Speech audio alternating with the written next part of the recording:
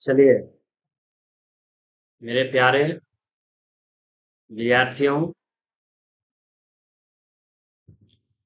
आज आप लोग का दूसरा क्लास है।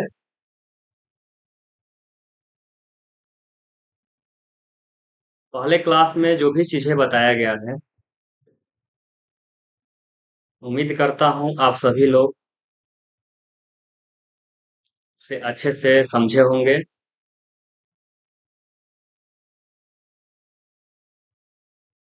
आज हम लोग दूसरे क्लास में पढ़ेंगे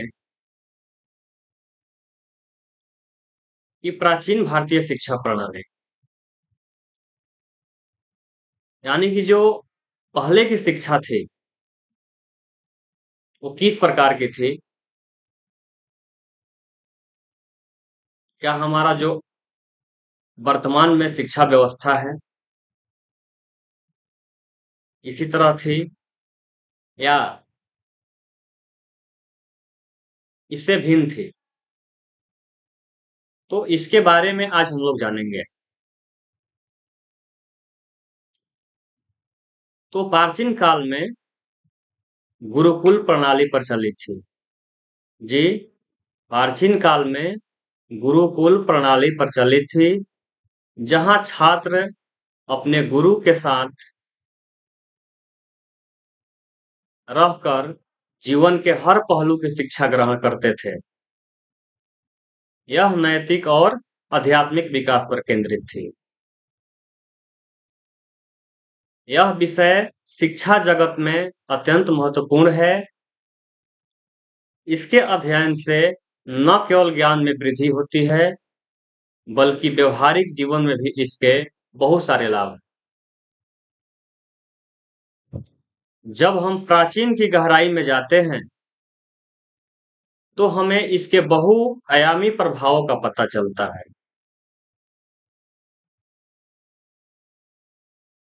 विशेषज्ञों का मानना है कि इस पहलू को समझे बिना शिक्षा का मूल उद्देश्य पूरा नहीं हो सकता है। यह समाज, शिक्षक और छात्र तीनों के लिए एक मार्गदर्शक सिद्धांत की तरह कार्य करता है। तो प्यारे विद्यार्थियों,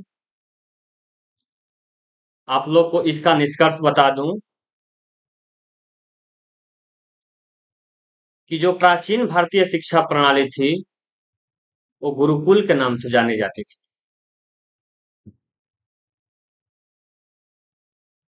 आज इस कक्षा में मैं एक ऐसे प्रश्न करना चाहता हूं जिसका उत्तर केवल इतिहास में नहीं, बल्कि हमारे भविष्य में भी छिपा है।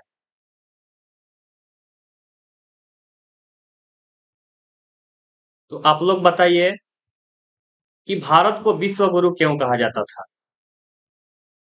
भारत को विश्व गुरु क्यों कहा जाता था? क्या उस समय हमारे पास आधुनिक विश्वविद्यालय थे? क्या उस समय हमारे पास आधुनिक विश्वविद्यालय थे?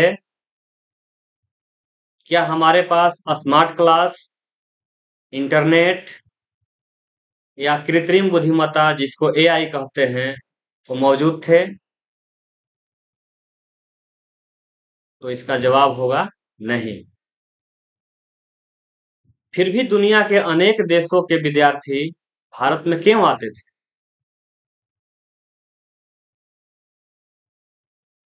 क्योंकि भारत के पास केवल ज्ञान नहीं था, बल्कि ज्ञान देने की एक श्रेष्ठ परंपरा थी। उसी परंपरा का नाम है गुरुकुल शिक्षा प्रणाली। तो अब हम जानते हैं कि गुरुकुल क्या था। तो गुरुकुल केवल एक विद्यालय नहीं था, यह जीवन निर्माण की कार्यशाला था। यहाँ शिक्षा का उद्देश्य नौकरी दिलाना नहीं, बल्कि ऐसे मनुष्य बनाना था जो ज्ञानवान, चरित्रवान, आत्मनिर्भर और समाज के प्रति उत्तरदायी।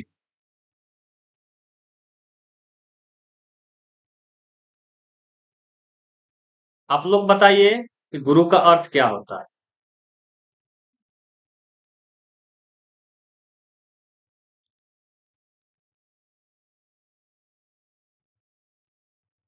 तो गुरु का अर्थ होता है जो अज्ञान के अंधकार को दूर करे। गुरु का अर्थ होता है जो अज्ञान के अंधकार को दूर करे।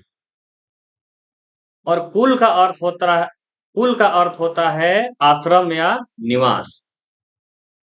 गुरु मतलब जो अज्ञान के अंधकार है उसको दूर करे, और कुल का अर्थ होता है आश्रम या निवास, अर्थात जहां गुरु के सानिध्य में रहकर जीवन के प्रत्येक आयाम की शिक्षा प्राप्त की जाए, वही गुरुकुल होता है। शिक्षा का वास्तविक अर्थ आज हम अक्सर शिक्षा को केवल परीक्षा, अंक और नौकरी से जोड़ देते हैं। लेकिन प्राचीन भारत में शिक्षा का अर्थ था मनुष्य के भीतर छिपी श्रेष्ठता को जागृत करना। सोचिए, यदि किसी व्यक्ति के पास बहुत सारी डिग्रियां हो, लेकिन उसमें सत्य बोलने का साहस न हो, दूसरे के प्रति सम्मान न हो और समाज के प्रति जिम्मेदारी न हो, तो क्या वह वास्तव में शिक्षित है? तो इसका उत्तर है नहीं। क्योंकि शिक्षा का पहला उद्देश्य अच्छा इंसान बनाना है।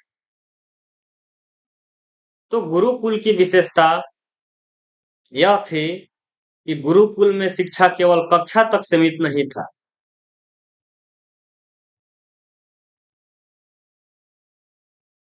वहां हर समय शिक्षा ही दी जाती थी। जैसे भोजन कैसे किया जाता है, सेवा करना, प्रकृति का सम्मान करना, मेहनत करना, ये सब शिक्षा के अंतर्गत ही आती थी। और सबसे महत्वपूर्ण कि गुरु का जीवन ही सबसे बड़ी पाठ्य पुस्तक था। विद्यार्थी केवल गुरु की बातें नहीं सुनते थे, बल्कि उनके जीवन से सीखते थे।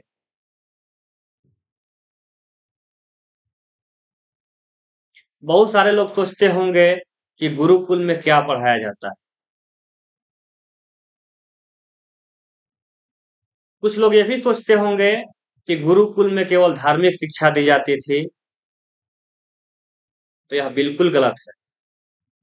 गुरुकुल में केवल धार्मिक शिक्षा ही नहीं दी जाती थी, बल्कि वहां पढ़ाए जाते थे वेद और उपनिषद, गणित, आयुर्वेद, खगोल विज्ञान, राजनीति, दर्शन, व्याकरण, संगीत, योग, धनुर्विद्या, कृषि और पशुपालन इत्यादि। ये सारी चीजें उस गुरुकुल में विधिवत रूप से जो गुरु होते थे वो अपने शिष्यों को बताया करते थे।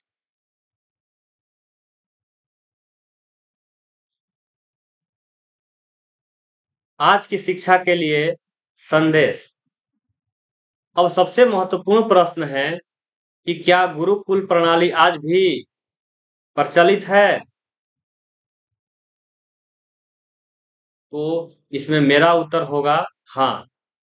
हमें उसकी पूरी व्यवस्था नहीं, बल्कि उसके मूल सिद्धांत अपनाने चाहिए। जैसे शिक्षा में मूल्य हो, शिक्षक प्रेरणा का स्रोत बने, विद्यार्थी प्रश्न पूछने के लिए स्वतंत्र हो, ज्ञान के साथ चरित्र का भी निर्माण हो, प्रतिस्पर्धा के साथ सहयोग भी सिखाया जाए। भविष्य के शिक्षक के रूप में हमारी भूमिका, आप सभी भविष्य के शिक्षक हैं। याद रखिए कि एक शिक्षक केवल पाठ नहीं पढ़ाता है। एक शिक्षक केवल पाठ नहीं पढ़ाता है, वह पीढ़ियां तैयार करता है। और उस पीढ़ी में कोई डॉक्टर, इंजीनियर, वैज्ञानिक, वकील, प्रशासनिक अधिकारी, इन सब भी शामिल हैं।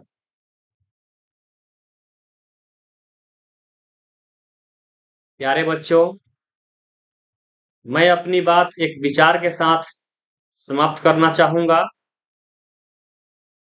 कि यदि शिक्षा केवल जीविका कमाने का साधन बन जाए, यदि शिक्षा केवल जीविका कमाने का साधन बन जाए, तो समाज कुशल कर्मचारी तो बन सकता है, लेकिन महान नागरिक नहीं।